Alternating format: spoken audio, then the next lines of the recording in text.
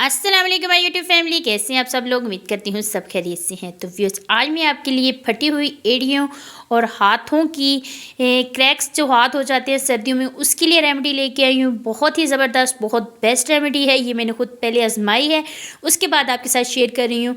मैंने तो सिर्फ एक बार लगाई थी, जिससे मेरी जो हील थी वो बिल्कुल ठीक हो गई थी। दोबारा मुझे लगाने की ज़रूरत नहीं पड़ी।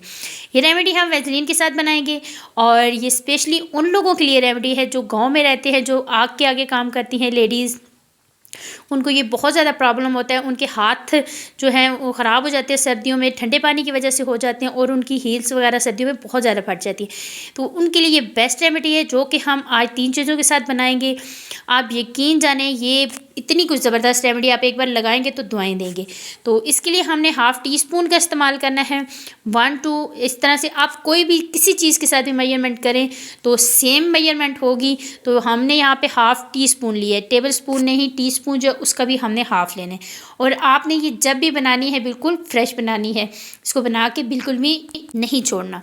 तो यहाँ पे सबसे पहले हमने ले लिया जी half teaspoon baking soda, जो हम अक्सर चने वगैरह गलाने के लिए खाने में मीठा सोडा जिसे आप बोलते हैं इस्तेमाल करते हैं, वो वाला बेकिंग सोडा हमने ले लिया है जी हाफ़ टी स्पून। ये बेकिंग सोडा जो आपके हाथों के अंदर से मैल है और क्रैक्स वगैरह, उसके लिए बहुत ही बेस्ट है। यहाँ पे हमने दही ले लिया है। दही यहाँ पे ऑप्शनल है, अगर आपके पास है तो आपने ले लेना है, वरना आप इसे स्किप भी कर सकते हैं। तो उसके बाद हमने हाफ़ टी स्पून दही का ले लिया है, साथ हमने half teaspoon baking soda और हाफ़ टी स्पून दही ले लिया है। दही आपकी जो जिल्द के लिए ना बहुत ही ज़बरदस्त होता है। इसके साथ आपकी जिल्द बहुत नरम मुलायम रहती है और इन चीज़ों का कोई भी साइड इफ़ेक्ट नहीं होगा।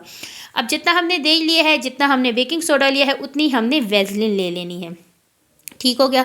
वैसलीन आपके पास कोई भी ब्रांड की हो, किसी भी चीज़ कोई भी वैसलीन आपकी यहाँ पे चल जाएगी। ठीक है, आपने वैसलीन ले लेनी है और इन तमाम चीज़ों को एक जगह पे, एक कांच का बाउल आपने लेना है, उसमें डाल लेना है।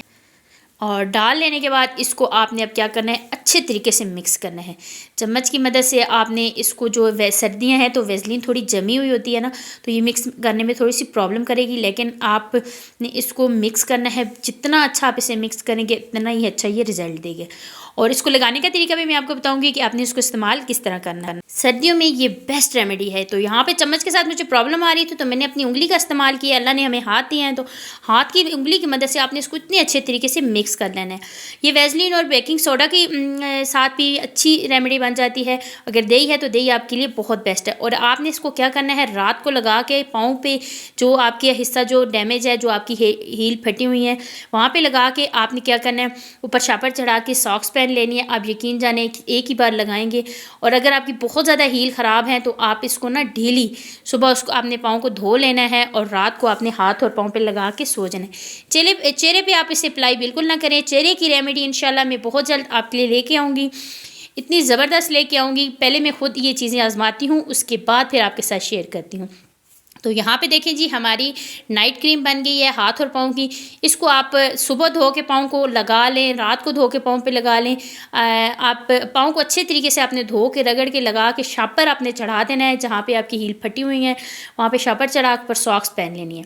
तो ये देखिए हमारी माशाल्लाह से रेमेडी तैयार है। और सर्दियाँ हैं, सर्दियों में पानी का इस्तेमाल ज़्यादा से ज़्यादा करें, इससे ये होगा आपकी खुश्की कम होगी।